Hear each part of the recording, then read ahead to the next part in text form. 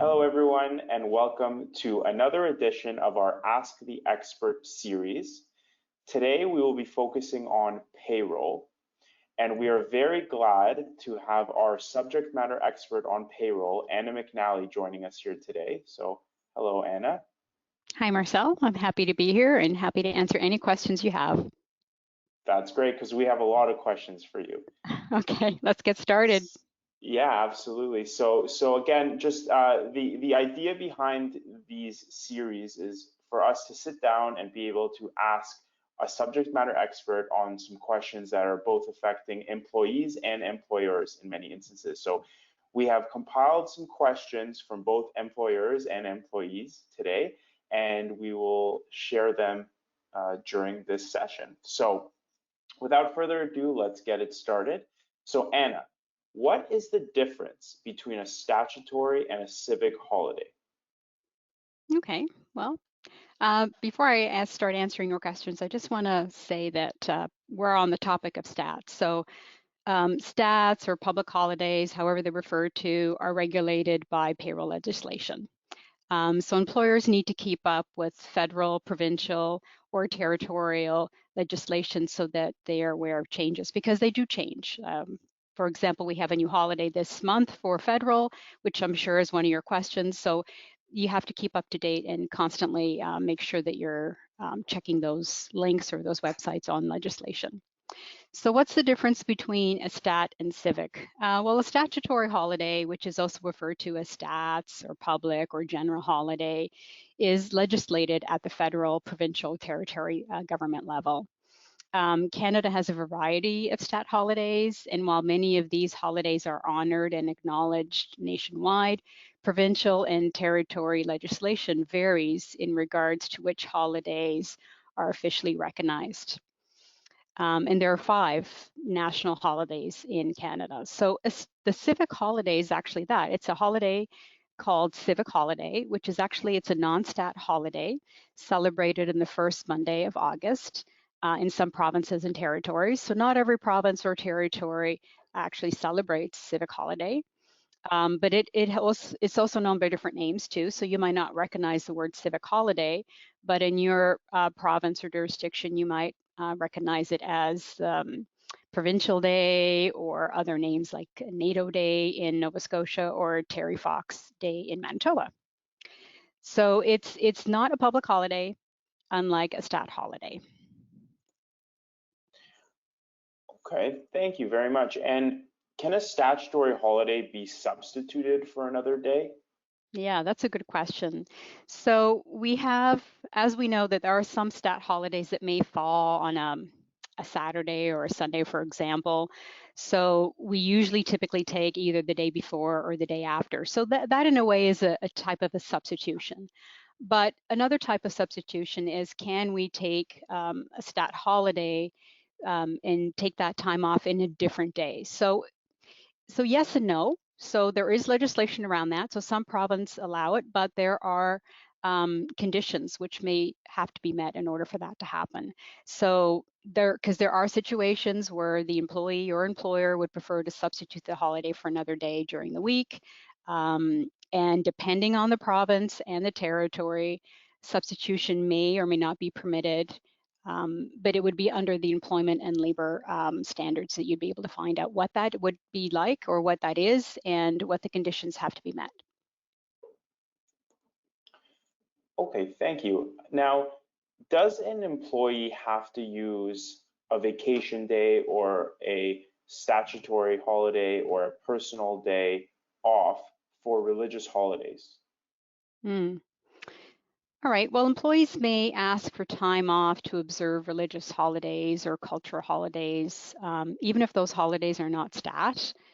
Employers have a duty under the Canadian Human Rights Act to accommodate these requests for such holiday leaves. Now, one way to accommodate is to allow the employee to use a vacation day or personal day, or even substitute an existing stat holiday if it's permitted under the Employment and Standard Act. Right. So really what you're saying, Anna, is it's an agreement between the employer and the employee, and really for any day, but certainly a religious holiday, the employee can come to their employer, to their boss or to their manager, and request that day off and use it as a substitute from another day in the calendar year. That's right, yes. Okay, perfect. How do holidays differ from province to province? So I'll give you an example. So I know that there are several organizations, obviously there are many, that have multiple office locations. So how does an organization decide which days and which statutory holidays specifically, or days off they provide to their employees, given the fact that some of their employees are working in various provinces with different office locations? Mhm. Well, stat holidays are by jurisdiction. So if you have an employer with employees in multiple jurisdictions, employees in those jurisdictions may be entitled to stat pay. Where you have an employer that might have employees in like 2 or 3 different provinces, those employees are entitled, if they qualify, are entitled for that stat holiday or stat holiday pay. Now, it's usually by the greater than rule. So if you've got some employees in, let's say, province of Manitoba and some in the province of Alberta, just for the sample, and they're different, the employer can standardize their policy so that all employees have the same holidays, provided that it meets the criteria in each jurisdiction.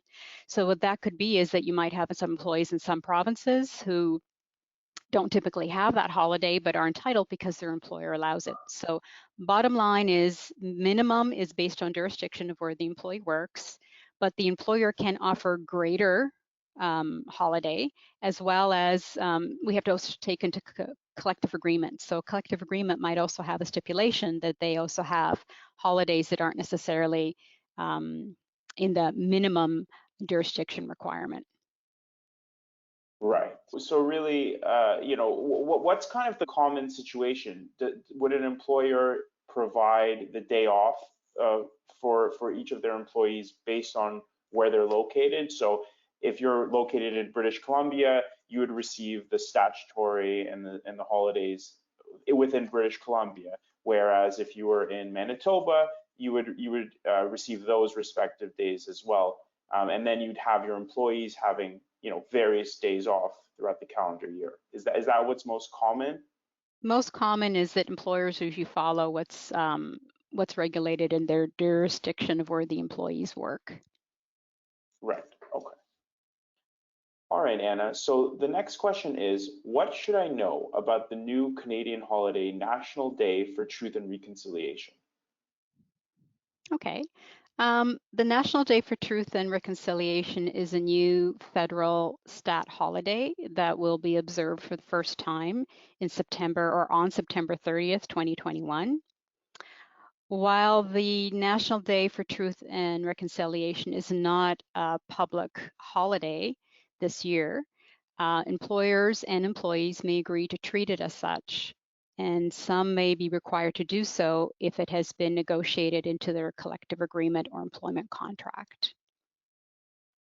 Oh, okay. So really, it's very unique and specific to each organization whether or not they observe this holiday.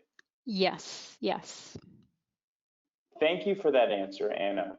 So our final question for today is, are employees entitled to overtime pay on statutory holidays?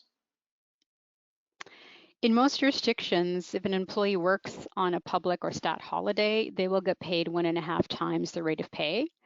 Um, Hours worked on a public holiday can also be counted for general overtime calculations, but this will depend on their jurisdiction of employment, like where they are employed. Right. Okay. Well, thank you very much. I mean, this was really great information, and I think a lot of people are very much interested in the answers. It's rare to have access to a payroll expert. Nonetheless, to have your questions answered. So, we really appreciate your time here today, Anna. So, in the event that there are some questions that are not answered, are Mhm. there resources available for both employees and employers that can be checked and are updated, obviously based on some of the legislation changes? Yes, absolutely. There's lots of information. And in fact, on our BAASS website, we have links to the different provinces and territories with all kinds of legislative information, Employment Labor Act. So it's, if you stay tuned to the end of this video, then we'll give you a link of where to find those. And we update them regularly, but like anything else with payroll or that's to do with legislation, you always have to make sure that you check your information so that it's most up to date.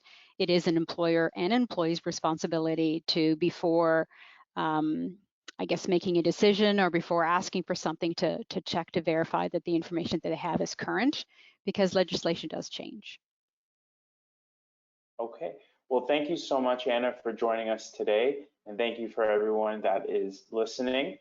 So we will continue the series and have another session, hopefully with you, Anna, and we'll continue the subject of payroll with our next edition. So thank you so much for your time today, Anna, and we will speak soon. It's my pleasure. Thank you, Marcel.